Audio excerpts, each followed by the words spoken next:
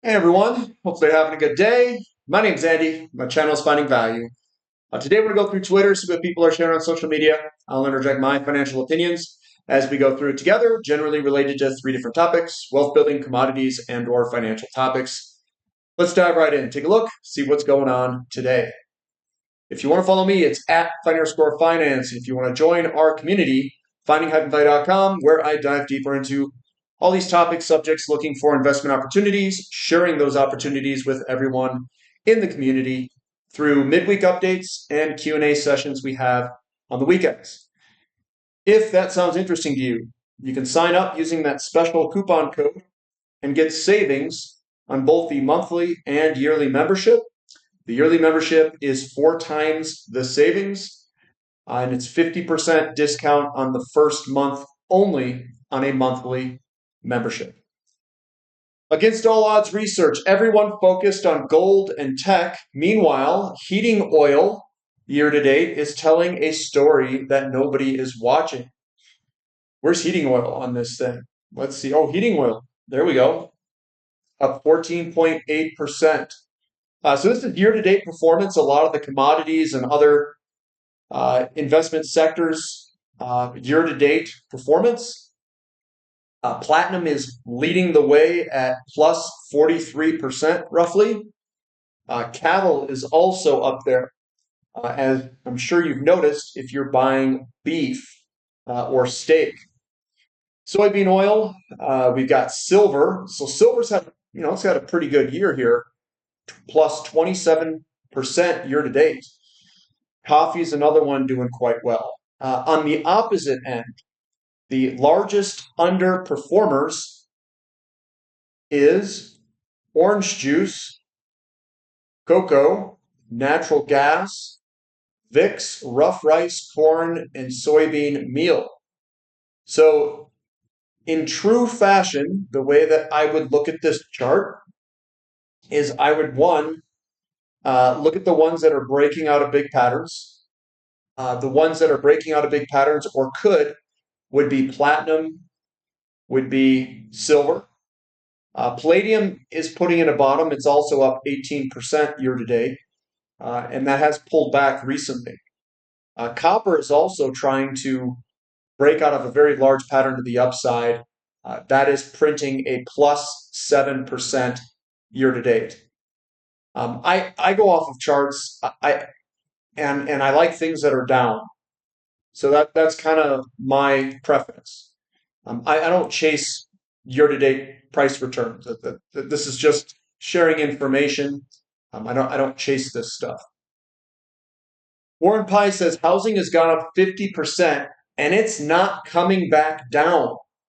It's not crashing. We're not going back to 2019. He explains why housing bears are wrong and how we have entered a new regime of debasement rather than deflation. So I hear a lot of people talk about a great financial crisis or housing market's going to tank. At least in Warren's opinion and in my opinion, we're going to get currency debasement. That's in the opposite camp than the deflation people. We're not going to deflation, guys. They're going to debase the currency massively. And prices are probably going to continue higher, not lower, higher. If you cut the dollar's value in half, or if you were to double the money supply, either way, do you really think that housing is going to go down in that scenario? I don't think it will. I think we're going into an era where everything could go up. Even the S&P 500 is overvalued as it is. It could still go up because of currency debasement. Brandon Balo says uranium looks like it wants to be the next commodity to move a lot higher. Check out the URNM divided by SPY chart. Seeing a lot of bullish charts amongst uranium developers, producers. There's the ratio chart trying to break out here. That's a very short-term chart. If I were to look at it from this perspective, we'll do URA divided by SPX. I like backing out. So this is kind of what I see. We've got a definite kind of like little double bottom here in 2020 and November of 2020. We've broken out of that, and we have another resistance area. I'm going to do this with a rectangle here.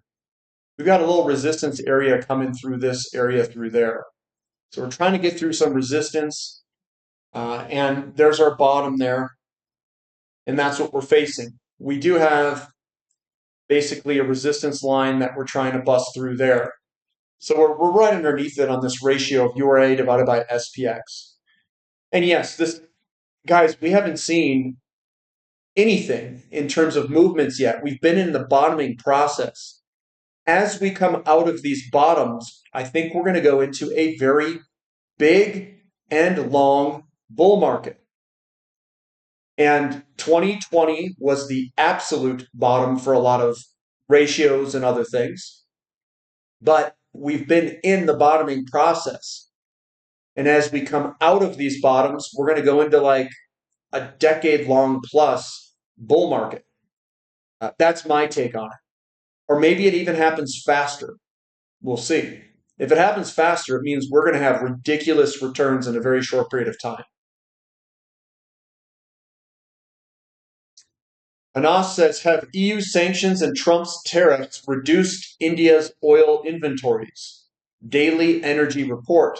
So we're low on India's oil inventories in relationship to previous years. That's good. So sticking with the oil energy theme, here's a couple of ratios using XOP and XLE. Now XOP, this looks good on a ratio. We've been chopping sideways with XOP and crude oil, and we're just starting to break out to the upside of that. You can see we're starting to break out where XOP is starting to outperform crude oil perhaps, and that's one to watch.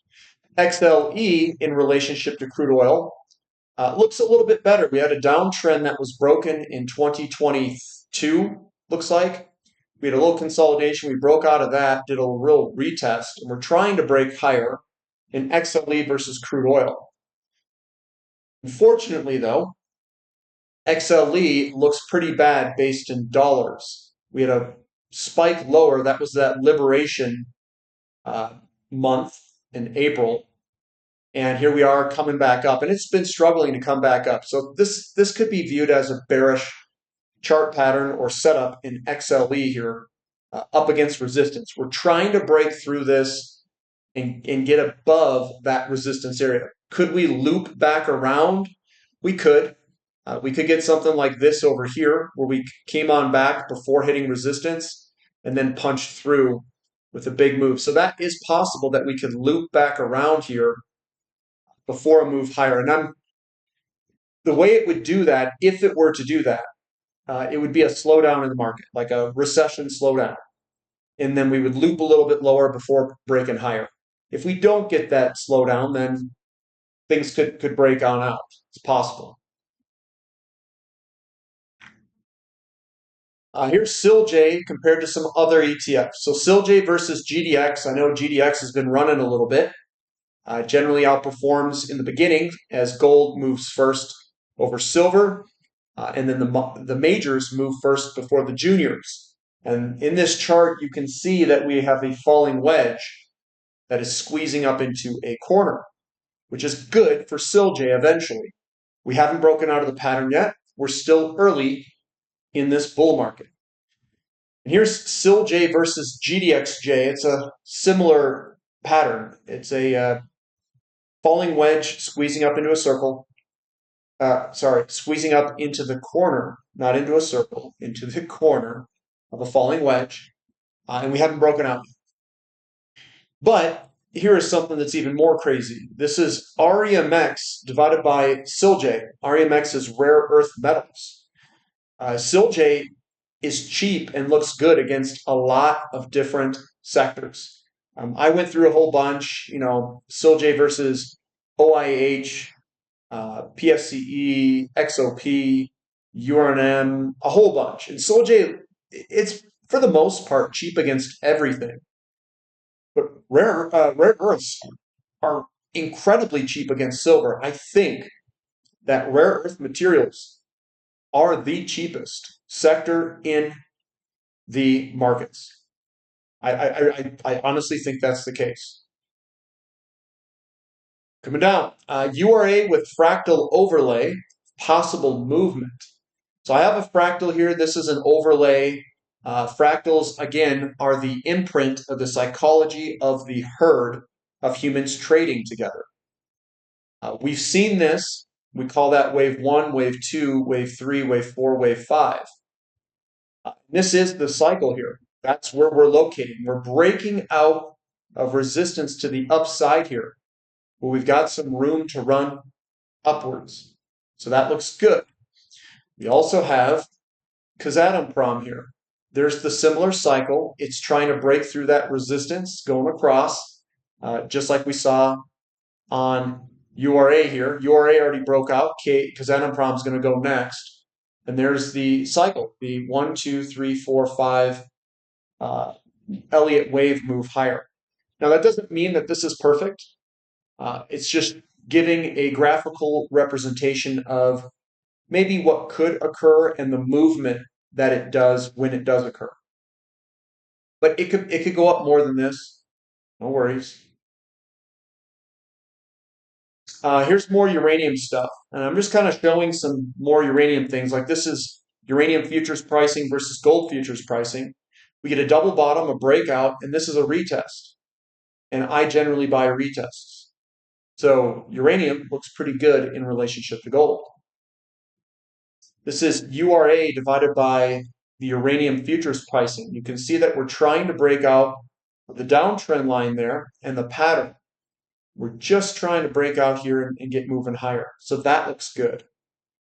For the uranium URA equities divided by physical pricing. This is URNM, which is a more concentrated uranium equity ETF versus the uranium futures price. And you can see that we're breaking out of resistance here. That actually looks really good. I mean, really good. And then URNJ divided by URNN, which is the juniors, and it doesn't have a ton of data going way back. This is all the data we have going back to 2023.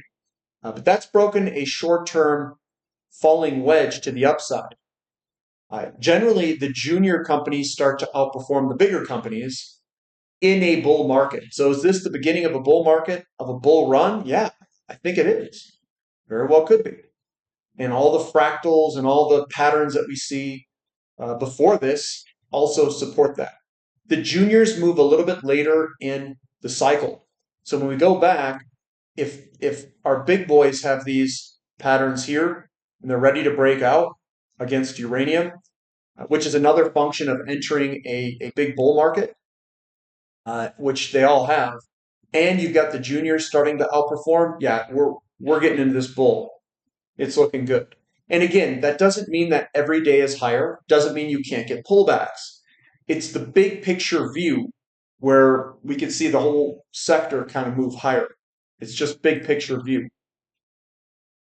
Money managers net short WTI for the first time. There we are down there, net short.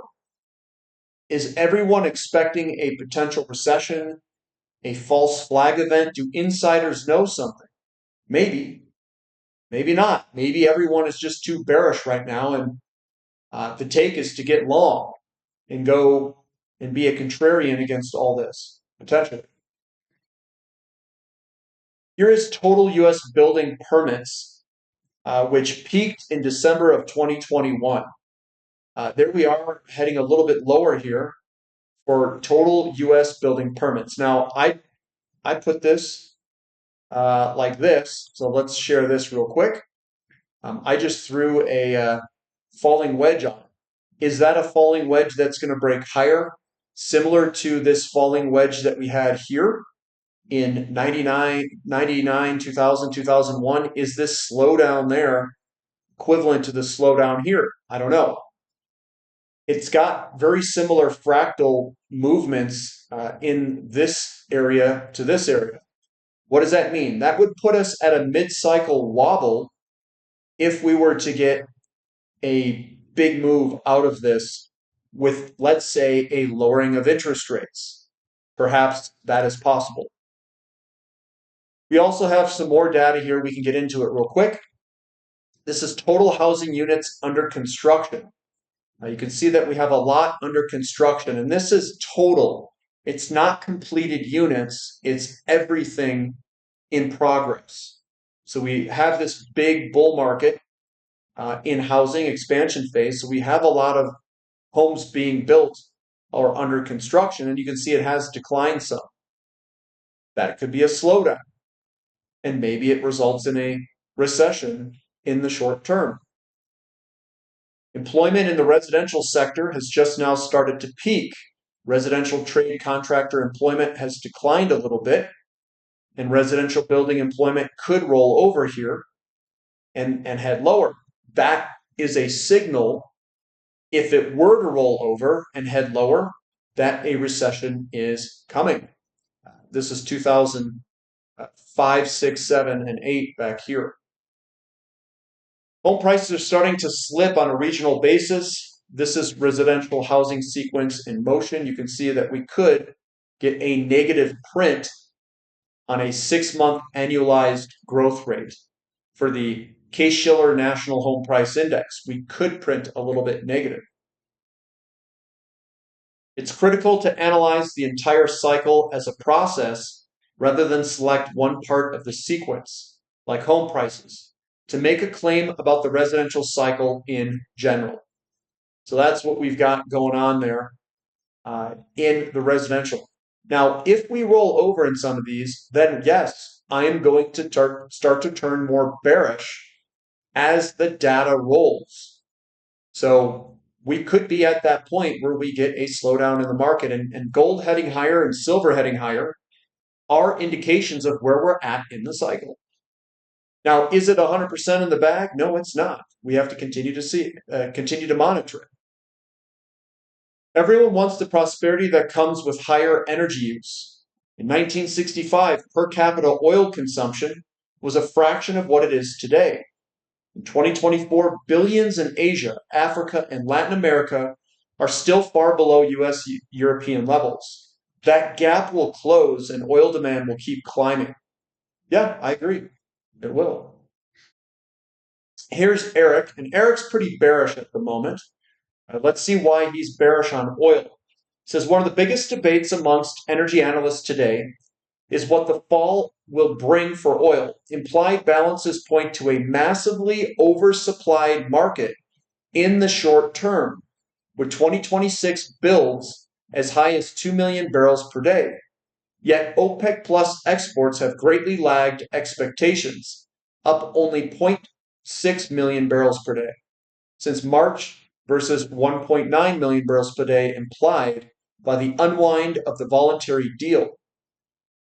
2, non-OPEC supply is set to surge, with Guyanese 290,000 barrels per day and Brazil 400,000 barrels per day FPSOs coming online imminently, just as refineries enter turnaround season. It has been described as the most anticipated oil glut in history. Yet looking at the oil price and the shape of the curve, you wouldn't know it. Will China continue to hoover up the surplus, plus 80 million barrels year to date, 320,000 barrels per day? Will demand surprise to the upside with the US dollar weakness? Will OPEC exports more closely match quotas once summer power burn ends? Or will key OPEC leadership continue to practice the maxim of preemptive, proactive, and precautionary? For now, given these uncertainties, we see a cause for pause, yet knowing when to pivot is key, as 2026 will likely confirm a peak plateau U.S. oil shale production, a peak in growth from non-OPEC producers, normalized OPEC spare capacity, and ongoing demand growth. This is what potentially he has for a projected move in total global oil held in inventory. He's got it skyrocketing higher for forecasts and estimates. This is China's oil inventories held in storage has gone up. As you saw earlier in this uh, episode here, India's inventory has declined. And then we've got OPEC 8 plus exports pretty much holding flat the past few months. So, what's the right answer here? Well, I don't think there's a right answer. I think we could see volatility. There's a lot of uncertainty about future near term production, demand, um, deficit, surpluses. So we'll see what happens. We're going to ride through it. Novelism says everybody wants to change others. Nobody wants to be changed. Yeah, so if everybody wants to change everyone else, but nobody wants to be changed themselves, I wonder how much changing is really going on. Freight futures, AM update, dry bulk, Capesize is up 2%, Panamax up 1%, and then tankers, VLCC's down 2%, Suezmax is flat. We've got each year Buffett is asked what's the main difference between himself and the average investor. And he answers patience. Patience. That's probably the number one key to becoming successful, is extracting the difference between average investors, which is being impatient, versus those that are patient. Another one from Brandon. He says, we are just getting started. The critical minerals are staring down the barrel of a 5 to 10 year bull run. This draft of list of critical minerals provides a clear science-based roadmap to reduce our dependence on foreign adversaries, expand domestic production, and unleash American innovation. I agree with that too. I think rare earths is a good spot to be in. You know, just to let you know, critical minerals also includes minerals like platinum, silver, and stuff like that. Just an FYI. But that's all I've got for today, guys. We're going to end it there. Give me a thumb up for the content. Subscribe to the channel. Subscribe to the website if you'd like. Specials at coupon code. And that's all I've got for today. So we'll catch you next time. This is Finding Value.